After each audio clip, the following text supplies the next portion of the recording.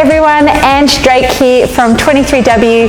Thank you so much for joining me online here today.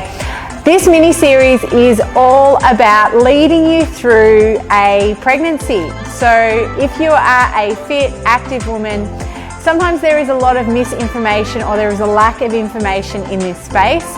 So I thought, second time around, why not keep a little bit more of a documentary of my pregnancy, how it's progressing, how my body is feeling, but also make it more educational to give you guys the tools and knowledge to recognize that your body does change as you progress through your pregnancy, how you can move your body to accommodate that, things you can do to help keep yourself feeling more comfortable, how you can give the baby more space and room to grow into, as well as some tips and tricks along the way. I'm obviously also going to be sharing lots of exercise information, and I'm going to try and jump on regularly, hopefully once a week, to share with you and lead you through a prenatal mat Pilates session. So if you are keen to be keeping up with my training, please make sure you hit subscribe so that I can see that you're joining me, and let me know if you're also pregnant too. So the purpose of this documentary mini-series is really education. A big part of 23W is our education, the education we like to give to our community members, to try and cut out all of the BS and to give you the tools and knowledge to feel really empowered to make the right decision based on your own circumstances.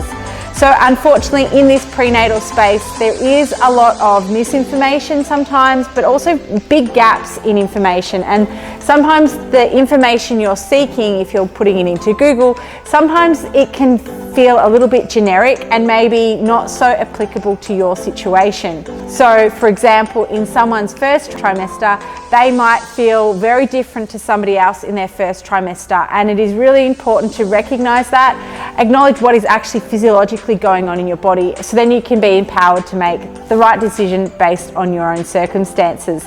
And that is the same as you progress throughout your pregnancy. There are going to be some modifications you'll need to make to your training based on just common sense, while there'll also be some other modifications that you might need to make that maybe somebody else might not necessarily apply to them. So I'm really hoping that this video series is going to be educational, it's going to be informative, as well as giving you a fresh take on a pregnancy journey that kind of exists outside of how big is my baby in terms of size of fruit. So let's jump into it with, I guess, so you're pregnant. So you might know you're pregnant. Let's chat about the first trimester. Obviously, this is a time where maybe not that many people know about your special news. Maybe your partner does, maybe some close family members, maybe some close friends.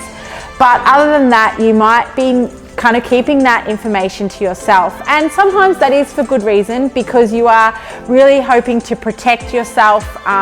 We know that 1 in 6 pregnancies does result in a miscarriage. And as somebody who's experienced a miscarriage before in the past, I'm here to tell you that there is nothing that you can do to necessarily prevent it. Sometimes it is just a case that that pregnancy just wasn't meant to be viable. And so there is that natural grieving process that you will go through. And it's important to acknowledge that and to be open about it, to share, to seek advice and support from either medical people or the support networks around you. But acknowledge that unfortunately that is part of the highs and lows of creating a family, and a real reality as well. But there is also something nice in actually sharing the news that you are pregnant with people, because if something should happen, you do also then have people around you that can look after you, that's got your back, and to help you move through those seasons where maybe you might be having a bit of a rough time as well. So outside of maybe your friends, your close friends, your partner, who else might you need to tell that you're pregnant? Well, you should definitely obviously contact your doctor, start organising the way in which you want to have the baby. So you kind of do need to make a decision pretty quickly whether or not you want to go through the public system or the private system. If you're going through the private system, you do need to find your obstetrician, work out what hospital you want to give birth at, and start locking that in place, usually by at least 8 weeks. Your obstetrician would probably like to start to see you. If outside of your medical team, who else might you like to tell? Certainly your massage therapist, if you normally get regular treatments, it is important to let them know, especially if you get things like dry needling done or high pressure massage. It is important while your body, you might not necessarily feel any different. There are trigger points in your body that can bring on labour, so it's just important just to let them know, and make sure that they are equipped to handle your pregnancy as you move through each trimester as well. Outside of your bodywork specialist, possibly also your trainer or coach, it is a great way to let them know that you'll be probably backing things off, that you might need some exercise substitutions. And as I said, you may feel great in your first few weeks of being pregnant, but the chances is that as your hormone levels start to build, your HCG, you might start to have waves of feeling quite nauseous. You'll feel quite fatigued, which I'm going to go through some of those things that you might expect along the way. So telling your coach or your trainer is a great way for them to, I guess, keep a watchful eye out on you, so that they can make some substitutions and also just check in and make sure that you're doing okay. In terms of your training, if you normally are a fit and active woman, you go to the gym yourself, there really isn't a huge amount of substitutions you need to make in the first trimester. Even when it comes to core work, you'll probably find that your abdominal wall really hasn't started to stretch to a huge degree in the first trimester. So modifying your ab work, you can if you want. It's not necessarily. In terms of the real changes that as a trainer I would be suggesting is really just listen to your body and really cue into how your body is feeling on any given day. I know for me, the first sign that I knew that I was pregnant is I started to feel slightly lightheaded when I was getting up and off the ground or changing body positions very quickly. So being aware of that, things like burpees or exercises where you're moving quite fast through certain planes of movement, you might need to make some modifications there so you don't exacerbate feelings of being nauseous. Further along that track, you might also find that you feel really, really sore after your workout. And I feel like that's the body's natural protective mechanism to be making sure that you're understanding that at this time and right here, right now, your body's main goal is to really start to grow that fetus, not to recover from your workouts. So you might need to pull some of your load off your exercises or start to change the volume in which you're training. So for me, I automatically knew I pulled up really sore after a few workouts that I would normally recover just fine from. But I thought, no, I know that my body is obviously going through a very demanding time at the moment. So I reduced the volume, the number of reps I was doing in a set, as well as pulling off the load. And I really did feel a lot better. But the length of my sessions also were cut back, where normally I would train somewhere around the 45 to 60 minute mark. I moved my trainings back to be 20 minutes to half an hour. And I know that for some people that might still seem like more than what they can do. So it is really important that you just listen to your body. And look, I'll be honest, on some days I just went, you know what, I'm going to set my timer for 20 minutes. I'm just going to move in a way that feels really good. Where normally I would follow my program, my scheduled program, and I'd do exactly what's in that program. There were definitely a few weeks in my first trimester that I didn't follow my program at all. Instead, as I said, I just set my timer and I moved my body in a way that just felt really good. And the exercise component did really help me to feel more energized, even when I did feel fatigued. So while it is obviously important to listen to your body, it is also a good idea to remember that exercise does promote feel-good endorphins. So if you feel like you can get moving, then go for it. You will probably find that you will feel amazing. But on exercise and on your first trimester, you may find that you have to take several weeks off your training, and that is perfectly okay. Having been in this place before, moving through this trimester in this pregnancy, it really did give me a lot of confidence, because I remember last time in my first trimester, I was like, wow, I feel like I've gotten so weak, and I had to really pull back a lot on my training because I was feeling tired and nauseous. And then as I moved into my second trimester, a lot of those feelings really did start to lift. So while I returned back to exercise very slowly because I'd obviously had a period of time of pulling back my weights, I actually did find that I could regain some of my stamina and some of my strength in my second and third trimester. So that's an important point to make, because unfortunately some women in their first trimester, they just don't feel like exercising or training, which is perfectly okay. But then they never really get back into it, which, you know, I guess at the end of the day, it is a personal choice. But what we do know is that there are so many wonderful benefits of staying active during your pregnancy if you can. So pulling off your weights or not going back to the gym because you've had time away, it doesn't really fly when you could actually get back into the gym if once your energy and your mood and everything else returns back to feeling a little bit better. So keep that in mind. If you are feeling really flat during your first trimester, it is okay. Those feelings do generally subside in most women. So be patient, allow yourself to feel tired and exhausted, take rest when needed, and know that in your second and third trimester, things do generally change. So I do want to go through a couple of other changes that you might expect in your first trimester. And maybe these are things that you've read about or possibly not heard that much about. First of all, you might feel a little bit forgetful or scatty. And I certainly know that I felt that.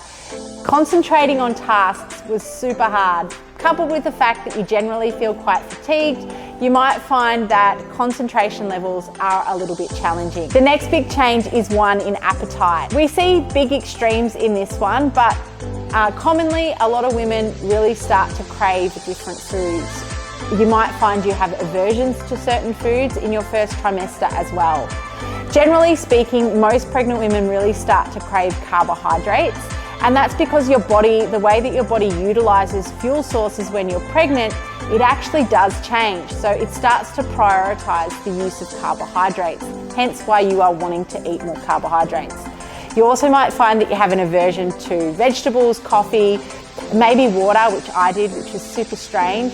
And look, at the end of the day, acknowledge that. You will find that possibly the volume of food that you're eating also increases.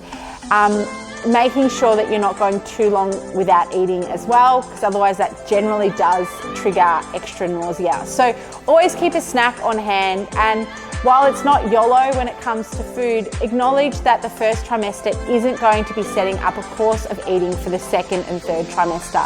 Listen to your body, respect it, and give it the fuel that it is actually asking for. The next one is fatigue and just general tiredness. You might find yourself more achy, more irritable, just generally more tired, and you'll be ready to go to bed a lot early in the night and be really wanting to catch some Z's. And that's because your body is undergoing a huge transformation process in terms of establishing your fetus and growing the baby. So it is really important that you give yourself time to sleep. So get yourself to bed, allow yourself to have a few extra sleep-ins. It is really important. It does definitely help the way in which you're going to be feeling in your first trimester. Nausea and morning sickness, unfortunately, is something that a lot of women feel.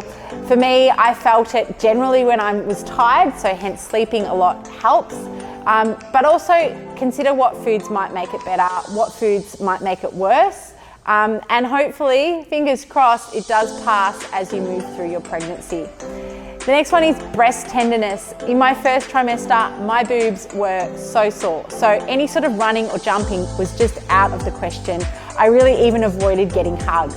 Second pregnancy, however, things are completely different. I don't feel any breast tenderness at all. So this is really up to the individual, but definitely make sure that you're wearing well-fitting bras that are super supportive, that make you feel comfortable. The next one is soft ligaments and general discomfort. So this one can really vary depending on woman to woman. And when you start to feel that laxity in your joints, usually that doesn't start to happen until later on in your pregnancy, and that's got to do with the hormone relaxin being released by your body. The important consideration around that is that if you are a highly mobile person, you might actually start to feel those effects of the relaxin a lot earlier. And unfortunately, sometimes that feeling is associated with pain in your hips, your groin, and also your lower back. There are definitely things that can help to improve those symptoms, which I will talk about as we move on, but it's important you're not doing things that also inflame it either. So if you're finding that you're getting a lot of pain through your front of your pelvis, things like walking or moving with your legs in a split stance, so things like lunges, single leg movements might be actually causing greater amounts of inflammation in and around your pubic symphysis joint. So maybe backing off some of those exercises. If you're getting a lot of pain through your lower back, your SI joint, then you might find that it is associated with maybe your glutes are super tight, or possibly some other movements that you're doing might be also exacerbating. So SI joint pain is also something I'm going to be unpacking later on in this series. But in your first trimester, it is unlikely to be starting to feel some of those things. Second time around, I did notice, or I am noticing, I am feeling a lot more discomfort in my lower back. So I've automatically started pulling out a lot of my hinging movements from my programming, deadlifting especially. But it really is up to the individual. In my first pregnancy, I was deadlifting right up until my due date. So just listen to your body, see what feels comfortable, and take notice of how you're feeling after your workouts to see what movement patterns are and are not feeling good for you. So there are a bunch of other things that you might experience in your first trimester, but hopefully you are just feeling super, super excited and you're feeling well within yourself, well enough within yourself. In terms of your training and workouts, as I said, there's not really too many modifications that you need to make. Make sure you warm up properly. Make sure that you are well hydrated so you're not going to be overheating. Avoid training in hot, humid environments where you're getting your heart rate up too high or you're getting yourself too sweaty. And when it comes to getting your heart rate up, listen to your body. If you think you're working too hard, the chances are you probably are. So back it off. Remember, you do have something small and tiny growing inside you, so it is important to look after it as much or as best as you can.